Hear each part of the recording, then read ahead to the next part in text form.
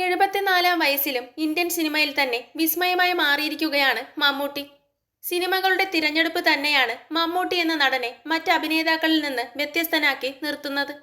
പത്മഭൂഷൺ പുരസ്കാരവും അടുത്തിടെ മമ്മൂട്ടിയെ തേടിയെത്തി. മമ്മൂട്ടി പറഞ്ഞ വാക്കുകളാണ് ഇപ്പോൾ ശ്രദ്ധേയമാകുന്നത്. പത്മഭൂഷൺ എന്ന വാക്ക് നിങ്ങൾക്ക് ആഘോഷിക്കാനുള്ളതാണെന്നും താൻ അങ്ങനെ പറയാൻ പാടില്ലെന്നും അദ്ദേഹം പറഞ്ഞു. അത് നിങ്ങൾക്കൊക്കെ ആഘോഷിക്കാനുള്ള ഒരു വാക്കാണ്. ഞാൻ പത്മഭൂഷൺ മമ്മൂട്ടി എന്ന് പറയാറുമില്ല, പറയാനും പാടില്ല. എന്നെ അത് ബാധിക്കുന്നില്ല.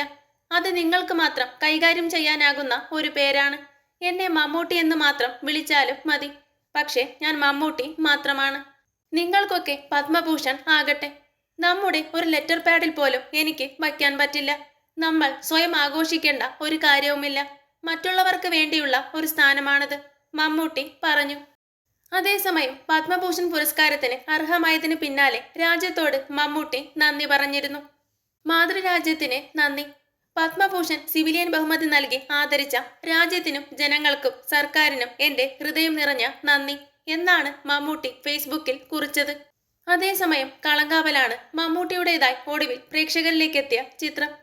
പദയാത്ര, പാട്രിയറ്റ് തുടങ്ങിയ ചിത്രങ്ങളാണ് മമ്മൂട്ടിയുടേതായി പ്രേക്ഷകർ കാത്തിരിക്കുന്ന ചിത്രങ്ങൾ.